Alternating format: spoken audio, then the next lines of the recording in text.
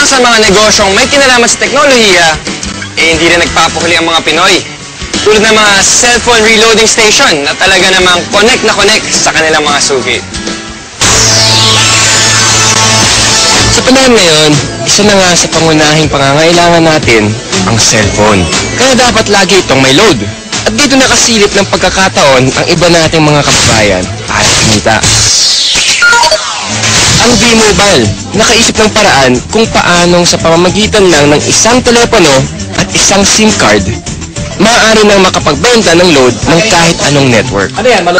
Ang kaibahan nitong V-Mobile, gamit mo yung cellphone mo, makapagbebenta ka ng lahat ng klase ng prepaid, cards at saka electronic, para magkaroon ka ng negosyo.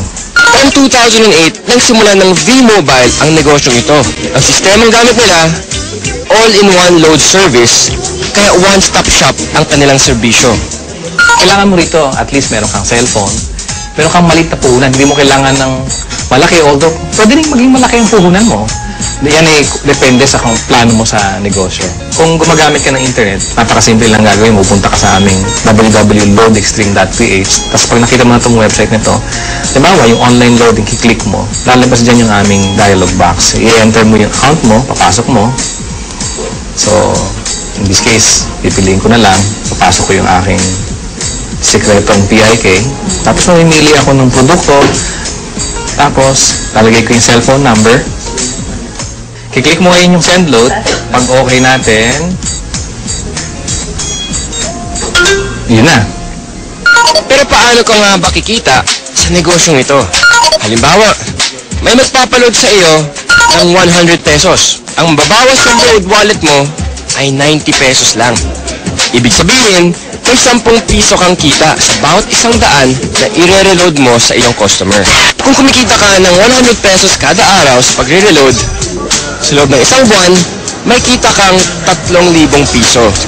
Anip, tulad ni Peewee, na nakatuwaan lang daw noong una ang reloading business. Kasi nabuhat kami, nung nag-start kami noon, magbabarkada lang kami. So every night magkakasama kami.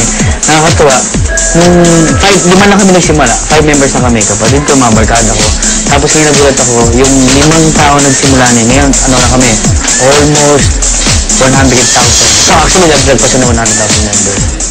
Ngayon, sa simpleng pagpindot-pindot lang daw niya ng cellphone, kumikita raw si Peewee ng mula 1,000 hanggang 5,000 piso kada linggo. Ano pang hinihintay niyo mga kapartner? Oras na para ang hilig niyo sa paggamit ng cellphone, pakinabangan niyo rin at maging isang maliit na negosyo. Kung mas pinili mo na lang manatili sa bahay ngayong summer, narito ang isang kapaki-pakinabang na tip. At dahil mainit ngayon, alam kong hindi nyo maiwasan na gamitin ang inyong mga aircon. Ito ang isang tip para makatipid kayo sa pagkonsumo ng kuryente. Ilagay sa timer mode ang aircon at iset sa 2 hanggang 3 oras lamang. Pagkatapos nito, buksan ang ventilador para mapanatili ang lamig ng kwarto. May enjoy mo na ang lamig, makakatipid ka pa. O di ba? Pwede naman eh.